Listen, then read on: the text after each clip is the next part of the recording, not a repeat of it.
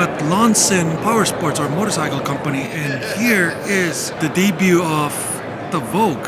If you guys remember, I did a bike test of their 3 models back in the Philippines. And this one is their 250, but it's still labeled as Loncin at the moment. This is their dual sport, or their 250 cc, somewhat like of a CRF 300 rally competition. It's basically a fair dual sport, as you can see right here. It has some unique designs. Actually, it makes it set apart compared to the contemporary Japanese Big Four. And you can see there's a screen right there, but it's going to be labeled as Vogue. But I think this version is, I think this is the export model, because it doesn't have the reflectors on the side for now. I think it's like a European or Asian version. But as you can see right here, pretty dual sport purpose motorcycle. And unfortunately, I don't have the specs on this bike, and there's the model number. For some reason, a lot of motorcycles or cars from China has these random numbers on the side of their cars or bikes whatsoever. But I'll put the specs on top on the screen on what this bike has, because right now I don't have it at the moment. And the next one is their scrambler looking 525X, or the Vogue AC 525X. So this might be rebranded in the Philippines, I'm not so sure, but this is a dedicated Vogue branded bike. As you can see right here, it's not Loncin anymore. So it has that upscale looking design right here. It looks significantly more robust looking compared to the rivals out there. And just to show proof that it's a real Vogue brand over here, there you go, it's in their engine casing now. So this is like their Benelli Leoncino 500 scrambler rival, or any of the middle displacement scrambler rivals. This is a very compelling bike. If they offer this in the Philippines by Motorstar, yeah, they're the distributors, the Vogue motorcycles over there. That's where I bike tested 3 of their models: the 650 DS, the 500 DS, and the 500R, whatever. So this will be a nice complement to go against the Benelli Leoncino, or some of the middle displacement scramblers that you can get. On to the next bike right here is the one I have right here, see? And this is the Loncin 525 DS, or you can call this the Vogue 525 DS. So basically, it's like a next generation model compared to the one that I bike tested back in Manila. And it looks like a F800 GS at some degree, or a GS Adventure, because the color scheme, the way it's designed, it's so reminiscent to the German middleweight. So it has, I think this has the same tires as my V-Strom and my other bike. And this is a 19-inch front wheel, so this is an adventure touring bike. And as you can see, it has some crash bars and everything. And it seems like it's also a parallel twin, just like the predecessor. And then it has a lot of carbon effect. carbon looking trimmings in there. And one thing that stands out a little bit for me, for its class, to compete against the 500 middleweight like the CB 500X, the Kove 500X, or if you're in the Philippines, the Bristol Venturi 500, is that it has a TFT gauge right there, and also has both regular socket and a USB socket right over there. That's pretty handy, pretty good. Although they could have just give this bike a little bit an edge if they could have put even electronic throttle locker, a throttle lock, cruise control. That will be a game changer. Oh yeah, as you can see right here, it has a Vogue branding right there, because it doesn't match the Vogue color scheme, because I'm used to Vogue's black, silver, and white color scheme, but this is a little bit a far departure to their usual branding or color. Blue and gold, and then gray. It's so BMW in my opinion. And this bike, before I get carried away on how good looking this is, actually kind of looks good. This bike has a parallel twin 494cc, and it has a 53 horsepower, of course 6-speed, and it has two colors. One is black and one is this one, the GS look. I call it the GS look. It also has an adjustable windscreen right here. I'm not gonna touch it. You know, I might break something. I might go Hulk out in. So yeah, this is the Vogue 525 DS.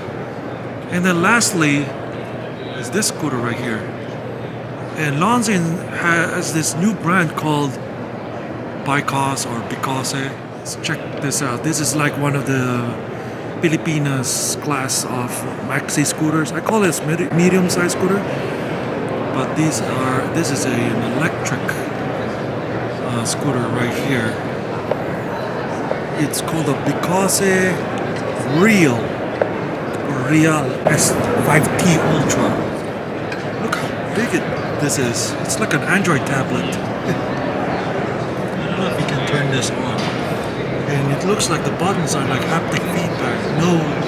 No rocker switches, but it's just all push button. I don't have the complete specs on this bike, but I will put it on the screen if ever.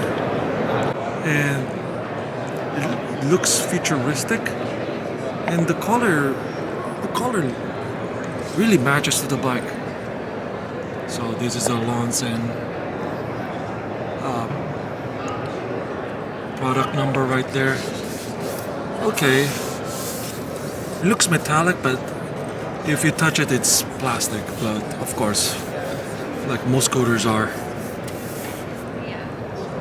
So this is their new brand. I think this is the turn signal. I think this is the DRLs, and this is the headlights. Pretty. I want to see. Oh, there you go. There's a picture of it right here. So this is the headlight right here. This is the DRLs, and this is the turn signal. Okay, cool. And that's the other color of it. So that's it for the Loncin booth here at AIMExpo 2023. You guys might not heard about this brand called Kove, because they just rebranded themselves actually just I think at least a year ago or a couple of months ago. This company called Kove used to be called Colove. If you guys don't remember Colove, to my Filipino friends out there, Colove is basically the guys who made that Bristol Venturi 500 adventure bike. You can check my taste test on the top right there if you're in YouTube. So I think they celebrated their finish at the Dakar Rally, as you can see right here. Proudly wearing the red flag. There you go. So here, their debut model, they're gonna start small actually. So they're gonna start with the rally winning 450 series. And so far they got two models right here. One is the 450 regular rally and the Rally Pro. So basically the difference between these two, the Rally Pro, which is the one with the teal color right here, it's basically it has a 3 to 5 more horsepower compared to the regular model, and it has the complete livery. Well, semi-complete because it has American flag instead of the Chinese flag. But yeah, this bike makes more horsepower than the regular model, which is that one. And let's take a closer look. Right now they're just waiting for North American certification for these bikes to be street legal, but they're street legal in the rest of the world basically. I don't know why. They could have just put the plates and there you go. So the 450 offers both high seat and low seat. As you can see right here, it's basically the same. It's like what KTM does to their special edition bikes. So right now, they just told me yesterday at the time of this recording, they're gonna bring these two bikes first, and then they're gonna bring in the other bikes like the Venturi rebadge Colove 500X. But this is way more hardcore than the Venturi 500X. I will not be surprised if Bristol brings this here, brings in the Philippines. Oh, this one has twin tanks too. Both of them are. Right there. Promising motorcycle. Can't wait to taste test this bike when they're street legal. These bikes are street legal in the rest of the world, but not here in the US yet. But I don't care.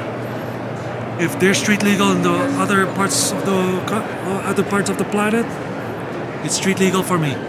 And this is the Kove 450 Rally series, or Rally 450. One of the smaller electric motorcycles that I piqued my interest is this one. It's Denzel Motors. It was sitting next to a bigger electric motorcycle manufacturer. And so far they have 3 street legal offerings. And they're so small, I haven't even heard of these companies before. So it says right here, Revolve, electric motorcycles by Denzel. So basically Denzel, it's not Denzel Washington, but the guy named Denzel, who somewhat designed the lineup on these motorcycles. So they offer 3 models right here. One is the Cafe Racer, right there.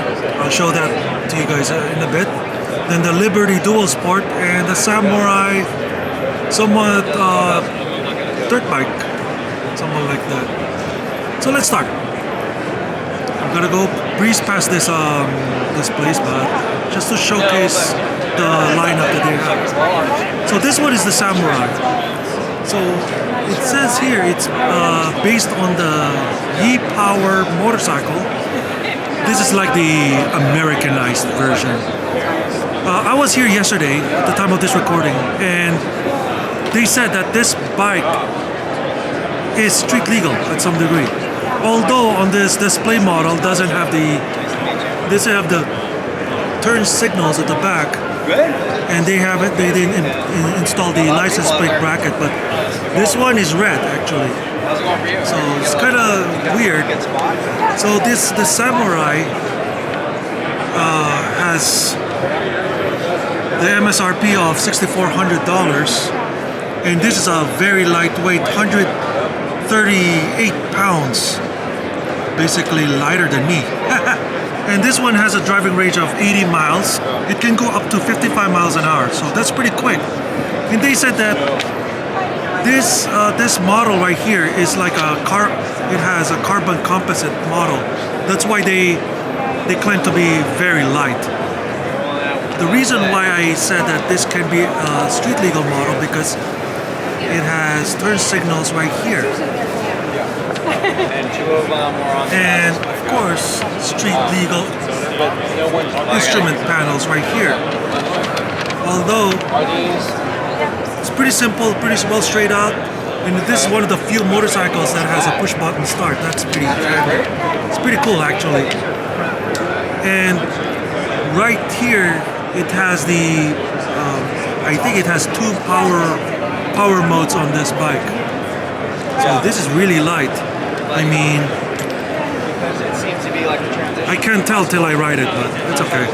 And it also has a limit of 400 pounds. And it says it has a 2.5 kilowatt of power.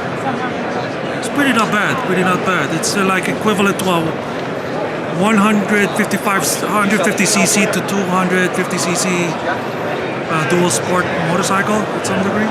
And it also has a parking system, which means I think it has a reverse gear too. And the good thing about this is it's also a mid-drive, so it's pretty unique. So this is called the Liberty Dual Sport. So this is also electric and also street legal.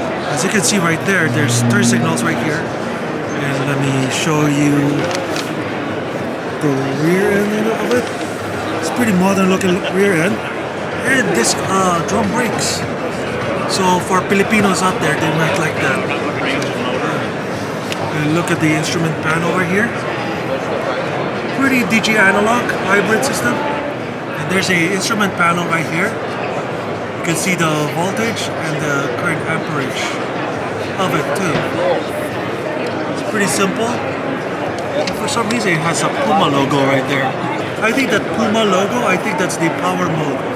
If you put it to the higher power mode, you might have a boost. According to the spec sheet, this bike retails around $5,600, $5,600. And this bike has a weight of 265 pounds. That's pretty basic weight for a slightly heavier for dual sport in the dual sport cars, but of course you gotta consider this is an electric bike. It has a top speed of 55 miles an hour, and then it has like all electric bikes, it has regenerative braking right here. There's a rear tail light again. So this is the Liberty motorcycle. And this is somewhat their flagship model. This is their Cafe Racer. It retails around $7,200. And I bet they did a good job. It looks like it has that rat rod look in it. It says Denzel Custom Electric Cycles. Established 2019, I think. No, 2013. So this company's been around for a while.